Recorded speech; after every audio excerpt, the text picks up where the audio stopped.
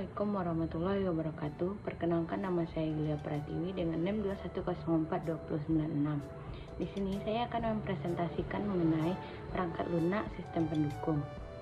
Ya, dalam mata kuliah Sistem Informasi Manajemen yang diampu oleh Ibu Yulia Hanaselina, SIP, MAP. Dalam perangkat lunak sistem pendukung, di sini saya akan menjelaskan tiga perangkat lunaknya. Diantaranya adalah otomatisasi perkantoran, yang kedua adalah sistem pendukung keputusan, dan yang ketiga adalah sistem informasi eksekutif.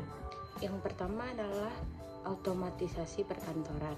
Otomatisasi perkantoran atau biasa disebut dengan Office Automation atau OA adalah penggunaan alat elektronik untuk memudahkan komunikasi formal dan informal dengan orang-orang di dalam dan di luar perusahaan untuk meningkatkan produktivitas kerja.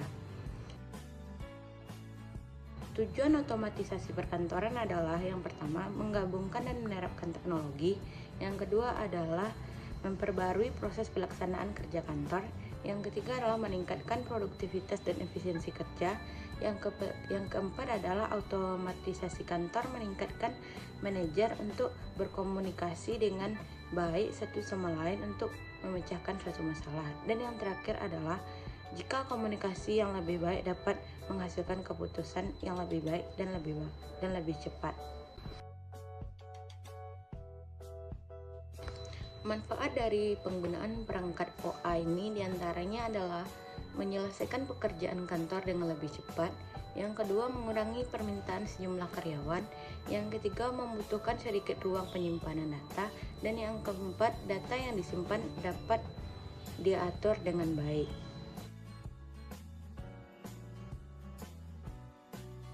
Aplikasi yang terdapat dalam OA diantaranya adalah pemrosesan data, email, surat suara, kalender elektronik, konferensi video, konferensi audio, konferensi komputer, transmisi fax, teks video, pencitraan atau imaging OA, dan yang terakhir adalah desktop publishing atau DPOA. Untuk perangkat pendukung yang kedua adalah sistem pendukung keputusan atau DSS. Sistem pendukung keputusan atau Decision Support System adalah bagian dari sistem informasi berbasis komputer yang termasuk sistem berbasis pengetahuan atau manajemen pengetahuan yang dipakai untuk mendukung pengambilan keputusan dalam suatu organisasi atau perusahaan.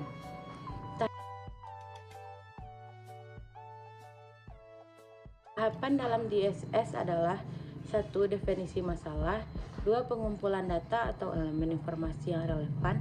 Yang ketiga adalah pengolahan data menjadi informasi baik dalam bentuk laporan grafik maupun tulisan. Dan tahapan yang terakhir adalah menentukan alternatif solusi.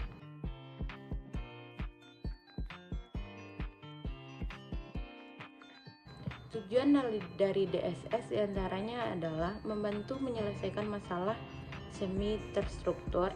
Yang kedua, mendukung manajer dalam pengambilan keputusan suatu masalah.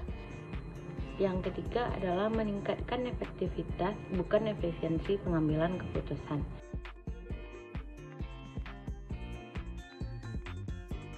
Aplikasi yang biasa membantu DSS dalam pemrosesannya diantaranya adalah Artificial Intelligence atau AI, Expert System, Fuzzy Logic, dan lain-lain.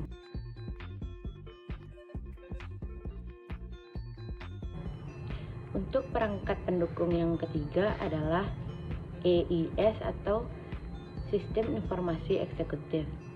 Sistem informasi eksekutif adalah salah satu jenis manajemen sistem informasi untuk memudahkan dan mendukung keterangan dan pembuatan keputusan yang dibutuhkan eksekutif senior dengan menyediakan kemudahan akses terhadap informasi baik dari dalam maupun dari luar yang relevan dengan tujuan organisasi. Sistem informasi eksekutif atau EIS menekankan pada tampilan gambar dan interface yang mudah digunakan oleh pengguna. EIS menawarkan laporan yang kuat dan kemampuan menelusuri secara umum.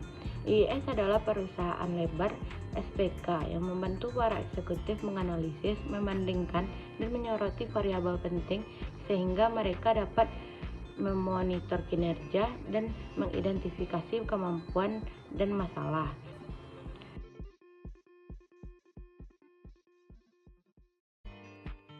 Komponen yang biasanya terdapat dalam EIS diantaranya adalah hardware, software, user interface, dan telekomunikasi.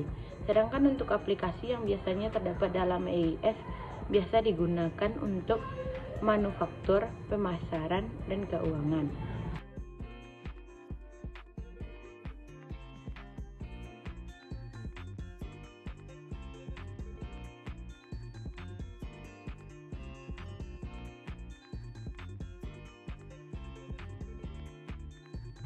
Sekianlah penjelasan dari saya. Maaf apabila ada perkataan saya yang salah atau informasi yang kurang jelas. Terima kasih sudah mendengarkan. Assalamualaikum warahmatullahi wabarakatuh.